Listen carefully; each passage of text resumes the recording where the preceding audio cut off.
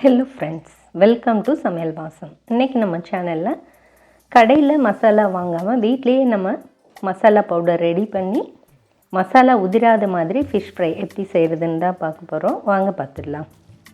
ஒரு அகலமான பேன் எடுத்துகிட்டு அதில் 2 டீஸ்பூன் வரமிளகாய் தூள் சேர்த்துருக்கேன், 1/2 டீஸ்பூன் மஞ்சள் தூள், 1/2 டீஸ்பூன் மல்லித்தூள், 1/4 teaspoon garam masala, 1/2 teaspoon pepper powder, 1/2 teaspoon சீரகத்தூள், 2 டேபிள் ஸ்பூன் கார்ன்ஃப்ளவர் சேர்த்துடலாம். இதுக்கு தேவையான அளவு உப்பு சேர்த்துக்கலாம்.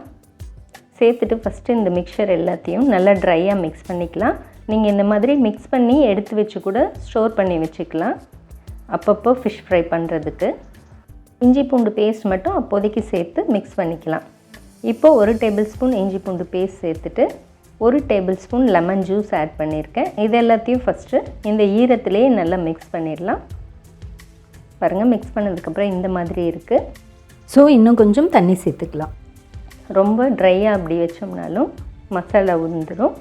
இன்னொரு 1 டேபிள் ஸ்பூன், 1லேருந்து 2 டேபிள் ஸ்பூன் அளவுக்கு சேர்த்துக்கோங்க. ட்ரைனஸ் எப்படி இருக்கோ அதுக்கு தகுந்த மாதிரி தண்ணி சேர்த்து இந்த கன்சிஸ்டன்சிக்கு ரெடி பண்ணி வச்சுட்டு இப்போது கழுவி எடுத்து வச்சுருக்க ஃபிஷ்ஷை சேர்த்துக்கலாம். நான் இன்றைக்கி காணாங்கழுத்தி ஃபிஷ் தான் எடுத்திருக்கேன், கடலை இலை. இந்த ஃபிஷ்ஷில் வேணாலும் இது மாதிரி செஞ்சுக்கலாம். கை வச்சு இந்த மாதிரி ஃபுல்லாக எல்லா பக்கமும் நல்லா அப்ளை பண்ணி விடணும். அப்போ தான் அதனோட மசாலா சுடைய டேஸ்ட் உள்ள வரைக்கும் இருக்கும். ஸோ இந்த மாதிரி எல்லாத்தையும் அப்ளை பண்ணி எடுத்து வச்சிடலாம். பாருங்கள், இப்போ எல்லாமே அப்ளை பண்ணியாச்சு. குறைஞ்சது அரை மணி நேரம் வச்சுருக்கணும், 30 மினிட்ஸ் ரெஸ்ட்டில் வச்சுட்டு அதுக்கப்புறமே ஒரு தோசை தவா, அயன் தவா நான் வச்சுருக்கேன். தோசை தவா ஹீட் பண்ணிவிட்டு ஒரு 3 டேபிள் ஸ்பூன் அளவுக்கு மட்டும் எண்ணெய் இருந்தால் போதும். அதில் அந்த எண்ணெயில் வைக்கிற மாதிரி 4-5 பீஸ் வச்சு ஃப்ரை பண்ணி எடுத்துக்கலாம். மீடியம் ஃப்ளேமில் வச்சு 2 நிமிஷம் குக் பண்ணுங்கள்.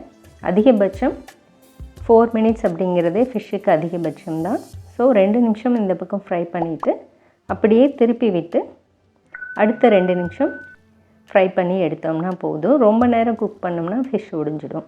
பாருங்கள், மசாலா உதிரவே இல்லை, நல்லா டேஸ்ட்டாக இருக்கும். நம்ம டீப் ஃப்ரை ஆயிலில் பண்ணுறதை விட இது ரொம்ப பெட்டராக இருக்கும். ஆயிலும் கம்மியாக இருக்கும், டேஸ்ட்டும் ரொம்ப சூப்பராக இருக்கும். ஸோ இந்த மாதிரி ட்ரை பண்ணி பாருங்கள். தேங்க்யூ.